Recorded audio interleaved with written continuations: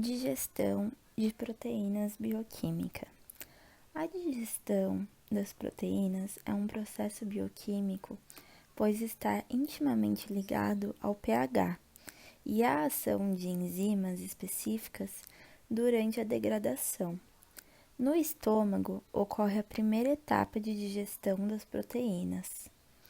Com o pH no meio ácido, devido à presença do ácido clorídrico, a enzima pepsina inicia a quebra das ligações existentes entre os aminoácidos.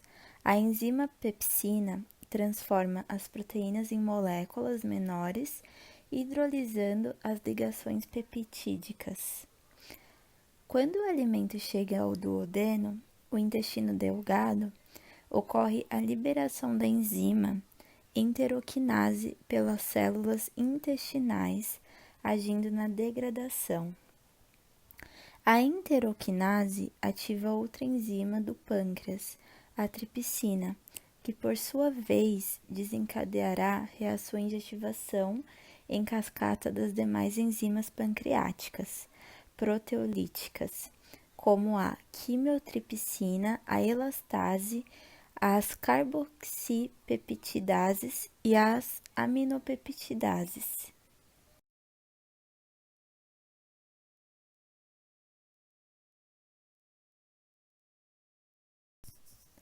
Digestão das proteínas no intestino. No intestino é onde ocorre a maior parte da digestão das proteínas. O duodeno recebe as secreções do fígado e do pâncreas, onde acontece a digestão química. A bile, o suco pancreático e o suco entérico atuam sobre o bolo alimentar, chamado quimo. Além disso, o intestino conta com a atuação de algumas enzimas que têm função essencial no processo de digestão.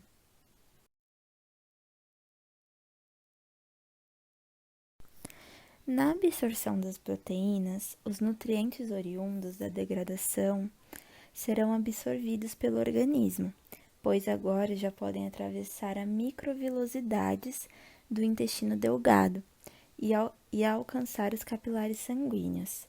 O produto da digestão será absorvido pelas células, que é denominada de quilo e contém vitaminas e minerais. O que não for absorvido, que é parte da água e fibras, é direcionado para o intestino grosso e posteriormente para o reto, sendo eliminado através das fezes pelo ânus. A degradação dos aminoácidos pode ser definida essente.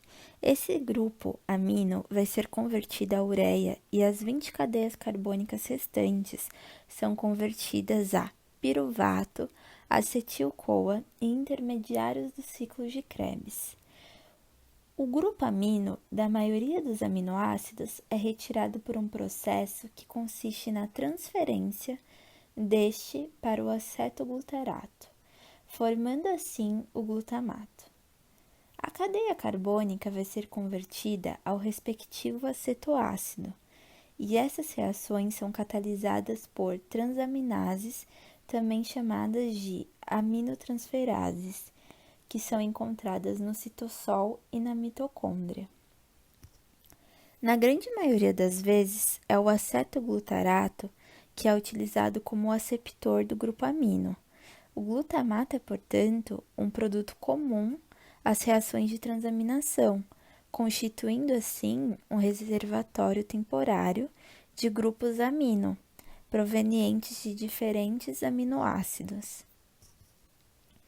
Esse glutamato que é formado vai ser consumido em duas reações, uma transaminação e uma desanimação. A nova transaminação só é possível porque as reações catalisadas pelas transaminases são reversíveis. E pela ação da apisparto aminotransferase, o grupo do amino, glutamato, é transferido para o oxaloacetato, formando assim o apispartato.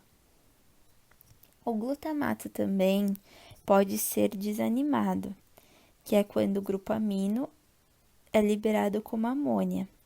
E a desaminação é catalisada pelo glutamato desidrogenase.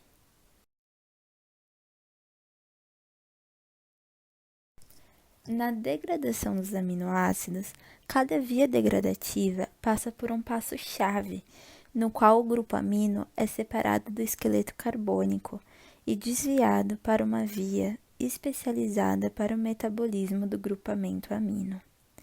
Os alfa-cetoácidos assim formados, em geral, encaminham-se para o ciclo do ácido cítrico, podendo sofrer oxidação do CO2 e H2O, ou ainda seus esqueletos carbônicos podem fornecer unidades de 3 a 4 átomos de carbono para a conversão em glicose. E a excreção dos aminoácidos é feita por meio da transaminação, desaminação oxidativa e ciclo da ureia.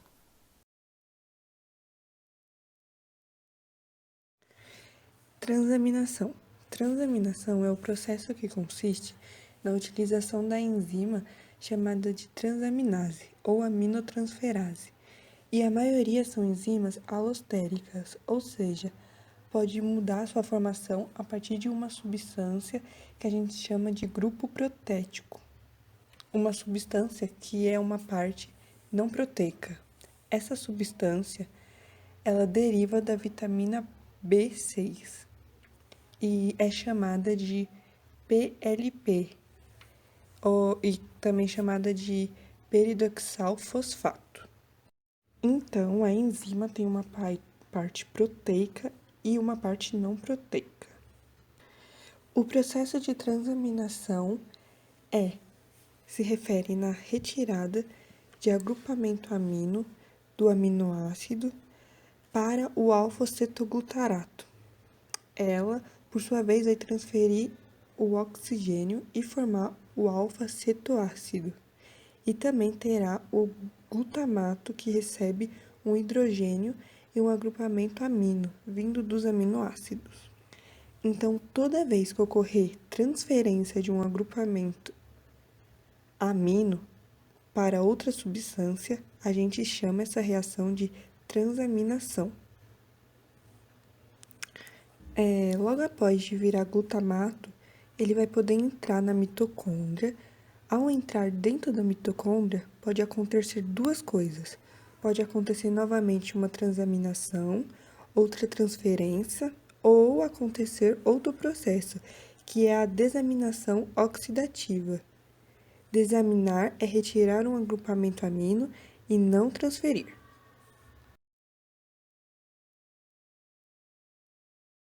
Entendendo a transaminação, o glutamato vai entrar na mitocôndria e ele vai poder interagir com a substância chamada de oxalacetato, que vem lá dos ciclos de Krebs. Se pegarmos o oxigênio e transferir para o glutamato, ele irá voltar a ser alfa-cetoglutarato. Vai poder voltar a ser reciclado. Se ao invés de oxigênio a gente incluir o hidrogênio, o agrupamento amino forma uma substância chamada de aspartato. Então, o que importa mais é a produção de aspartato, que ajuda a produzir a ureia. A alanina é a união do piruvato mais amônia. Piruvato pode participar ainda mais do metabolismo ou ele pode capturar a amônia. Ao capturar a amônia, esse piruvato vira alanina, e é essa alanina que transporta a amônia pelo fígado. Lá no fígado, a alanina vai liberar a amônia, vira o piruvato e forma glicose. Então, o papel da alanina é o transporte de piruvato. Então, logo após da transformação para o glutamato, ele vai poder entrar na mitocôndria, né? E ao entrar dentro da mitocôndria, também pode acontecer, sofrer outra coisa, que é o que a gente chama de desaminação oxidativa.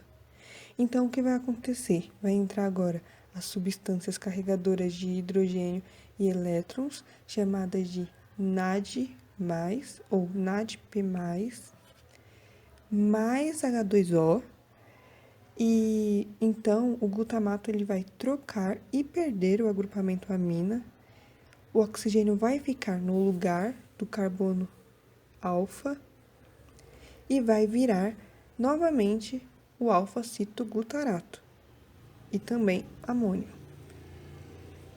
Então, como é que os íons amônio é formado e aonde é formado? Ele é formado dentro das mitocôndrias, na matriz mitocondrial, e é formado pelo processo de desaminação oxidativa.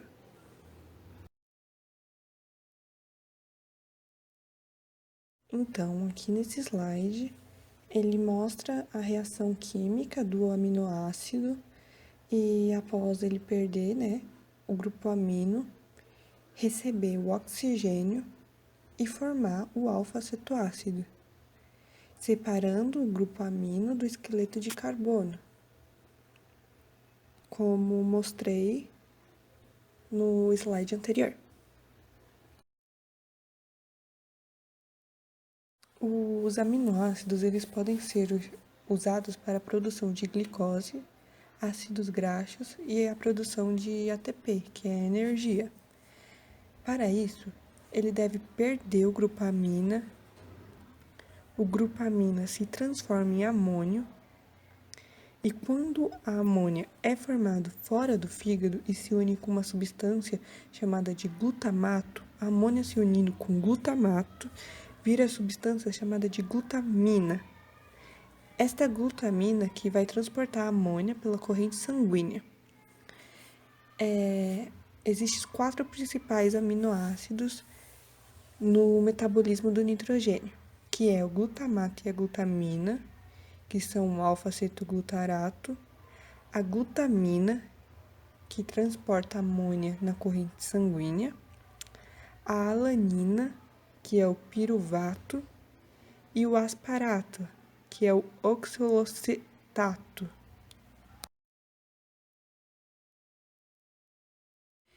Então, nesse slide mostra mais a parte de reação química. Então, lá em cima mostra a glutamina. Então, glutamina é a formação de amônia junto com glutamato. Então, amônia com glutamato forma glutamina. Ao lado mostra o aminoácido e a formação, o processo de formação dele para glutamato. Quando ele perde o grupo amino, recebe o oxigênio virando alfa-cetoácido e logo após virando cetoglutarato e recebendo novamente o hidrogênio e o grupo amino formando glutamato. Após o glutamato é quando ele entra na mitocôndria e ele pode passar pelo processo de transaminação ou pelo processo de desaminação oxidativa. Então, se é